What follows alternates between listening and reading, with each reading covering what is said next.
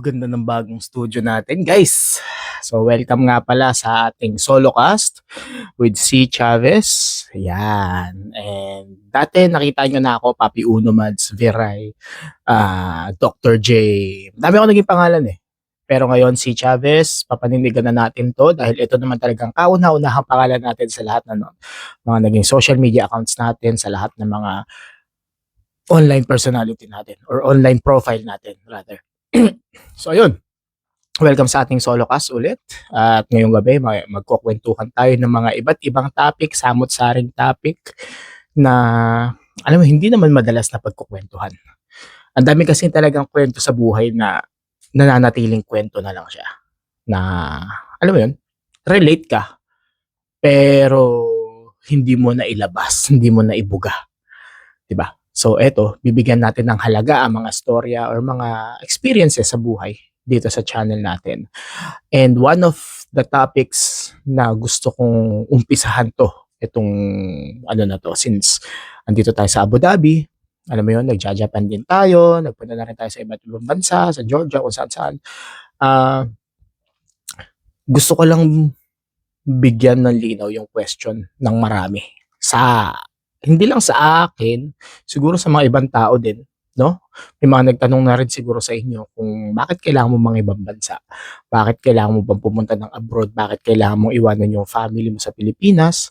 Bakit kailangan mo pa siyang, bakit, alam mo yun, kailangan mo isakripisyo yung mga bagay-bagay para lang sa pera, di ba? So sabihin natin oo, magandang kitaan sa abroad talaga. Sobrang layo talaga ng bigayan sa pasahod dito kaysa sa pasahod sa Pinas. Example na lang, nung nag-part-time work ako, usher siya, customer service, so i-assist mo lang yung mga guests na papasok sa, ano yun eh, parang carnival event siya. Assist mo lang. Pag nagtanong ng directions, turo mo, straight lang po, kaliwa kanan, diretso, taas, baba. Ang bigay sa amin nun, sa peso ha, mga siguro nasa 4,000 pesos per day. So, ano lang siya, 8 hours of work. Tapos, break time, actually, hindi naman namin masyadong kailangan ng break time. Kasi time to time, nakakasingit naman kami ng, alam mo yun, kape, snacks, ano yun. So, sabihin na natin na, accumulated hours is 10 hours. Kasama na yung reporting time mo, tsaka yung huddle time after ng work. 4,000, kano ba yun? Kano ba yung 250 dirhams? Basta ganun, 250 dirhams siya, guys. Minsan 280 dirhams, 300 dirhams. Depende sa client na magbibigay, depende rin sa ipapasahod sa inyo. So kung ganun naman talaga yung kitaan, araw-araw, 'di ba? Parang ang laki nun sa atin. Paldo ka talaga doon. Jobit paldubido ka talaga doon.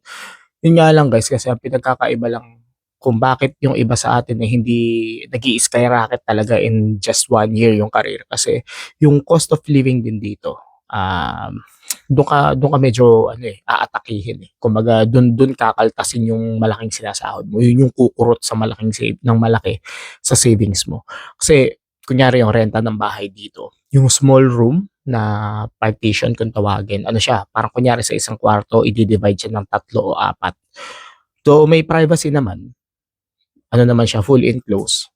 Mga dito kasi nasa 1,500 na yun eh, 1,500 dirhams. So, mga nasa 20K sa atin. Imagine guys, ganito lang, baka nga mas malaki pa yung banyo nyo eh. 15 to 20,000 ang ano doon, ang upa. Diba? Makati yun, mahapdi yun. Tapos kung gusto mo naman ng medyo maluwag-luwag, mga nasa 30,000, 40,000. Ito, sa mga ganito kalaki na parang studio type, mga nasa 45,000 to 50,000 sa peso.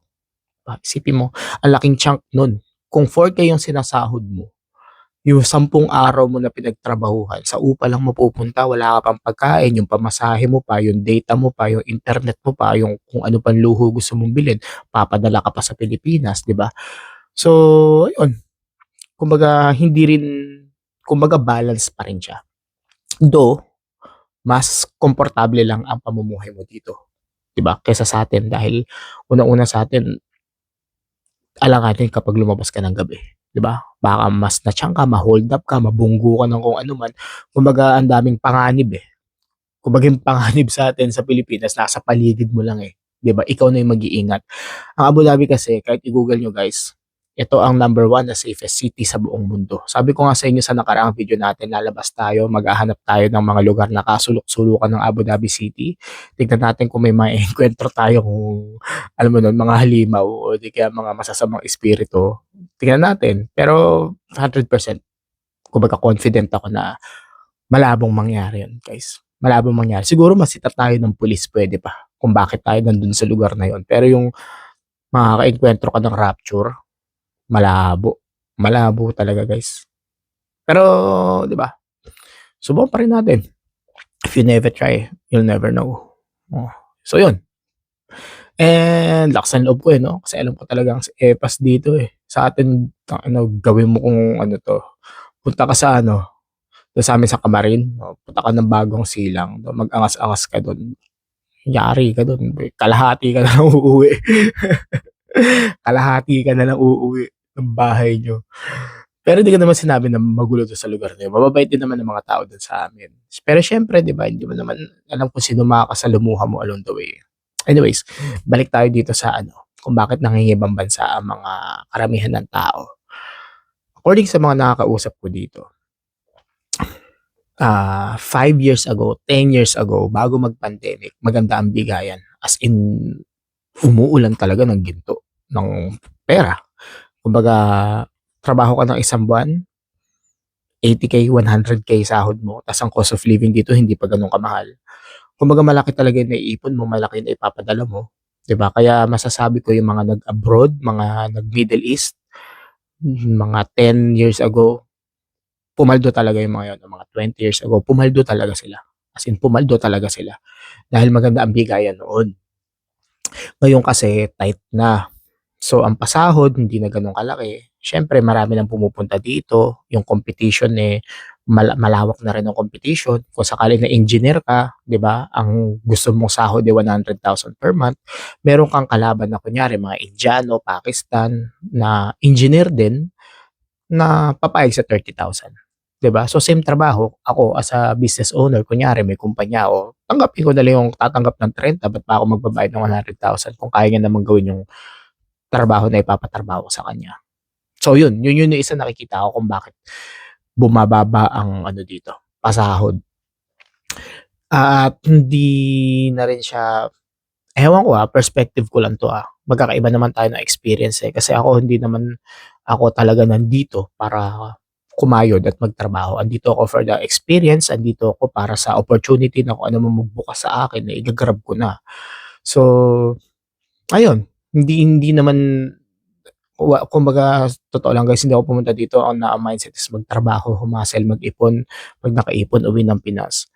Hindi.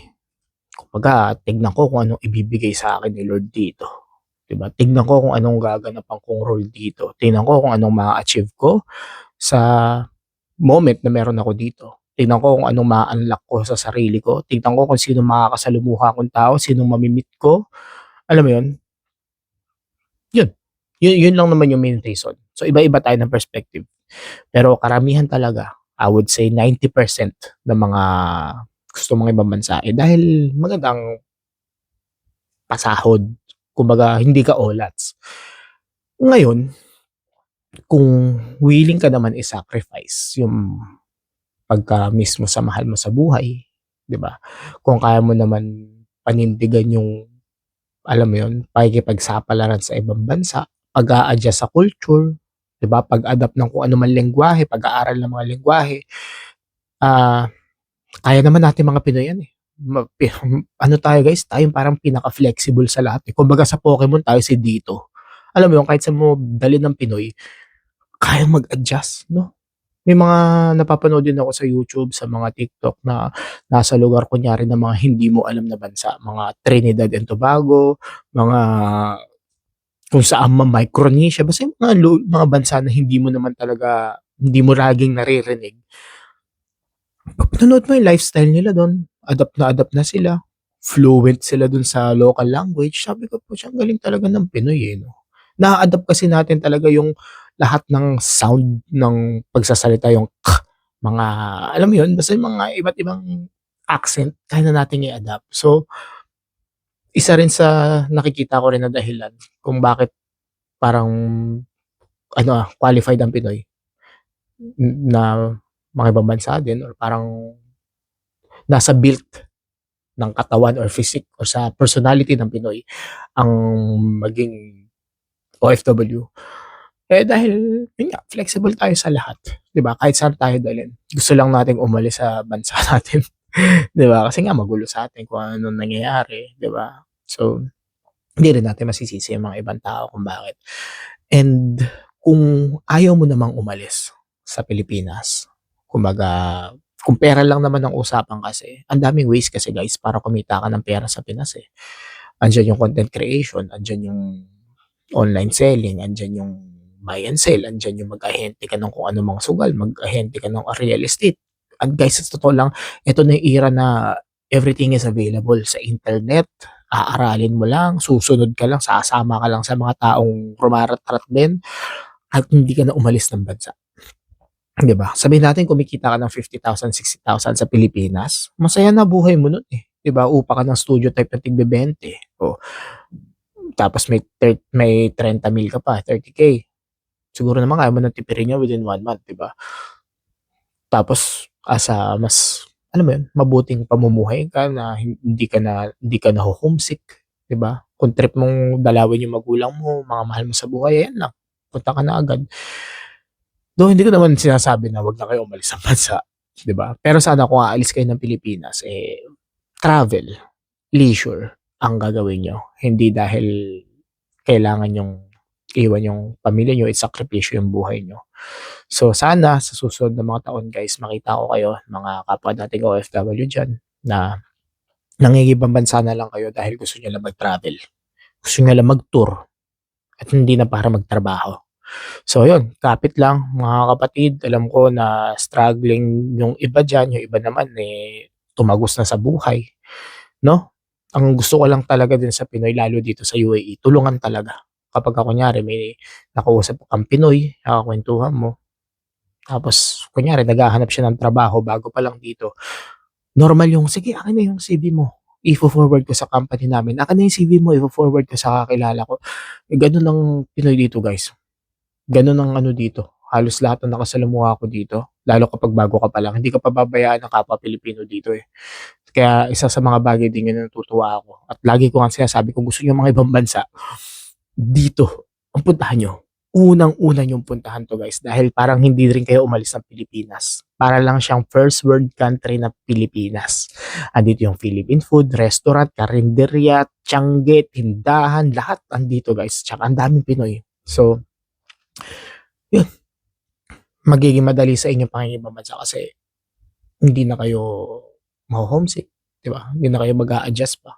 Madali kumbaga magiging madali yung buhay niyo kasi may kausap na kayo agad, 'di ba? May kasama na agad kayo sa labas, may ma-miss ka na about sa Pilipinas, andiyan na agad, 'di ba? Maraming kapinoyan dito. Sabi ko nga sa inyo guys, para 'tong Pilipinas na rin na first world country.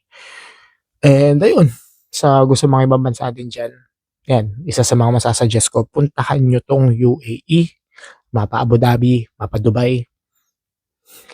Mapapadali ang ano niyo, ang pangingibang bansa niyo. At yun lang, yun lang naman muna ang kuwentuhan natin for today 'no. Salamat pala sa pagsubaybay din. 'Yan, may mga tinesting tayong bagong equipment tulad nitong mic, kung mapapansin niyo iba na siya, hindi kagaya ng gamit ko dati na Rode. Eto may bago na tayong studio, ayan, nandito pa rin yung gray cloud natin na ilaw. Actually, ano lang 'to, eh, sinet-up ko lang yung kwarto. Parang gusto ko lang siyang pagmukaing mas ano, elegante, 'di ba? Ano lang, acting as if na ano talaga, milyon-milyon na yung subscriber natin, milyon-milyon na yung mga nanonood sa'tin. So, kailangan gandahan gandahan natin yung video, 'no? Bago pala matapos 'to, share ko lang, yung act as if kung bakit pinush ko talaga na ayusin 'to. Nanghingi ako ng feedback sa, best friend ko na content creator din. Tapos ang sabi niya ayusin ko daw yung lighting, tapos yun, laging gabi kasi talaga guys. As much as possible na gusto ko talaga ayusin yung liwanag ng video natin. Laging gabi talaga ako tumitira ng video. So, hopefully matry natin next time yung natural light. Kung hindi talaga kakayanin, bibili na lang ako ng malaking LED siguro dito para maging ilaw ko. Ito yun, quality ng video. Yun. So far, natuwa naman siya sa content. 'Di ba? No? So, yun, hopefully matuwa rin kayo at mag-subscribe kayo guys. Kung ayaw nyo mag-subscribe, sabi ko nga sa inyo, walang problema. Pa-share na lang to sa mga tropa nyo, mga kakilala nyo na mahal nyo sa buhay na sa tingin nyo na makaka-relate sa mga gantong topic o sa mga tao ng ibang bansa din na or sa mga taong gustong mga ibang bansa na sa tingin nyo na alam mo yun, naghahanap ng idea kung saan pupunta at saka kung saan maganda magsimula. Marami pa tayong magiging topic guys. Kung may mga questions kayo, drop down lang. Comment nyo dyan sa baba, no? Para mabigyan natin ng pansin, masagot natin sa mga susunod nating videos. At yun lang guys, thank you so much for watching. Si Chavez nga pala. And see you sa next video natin. Solocast by si Chavez.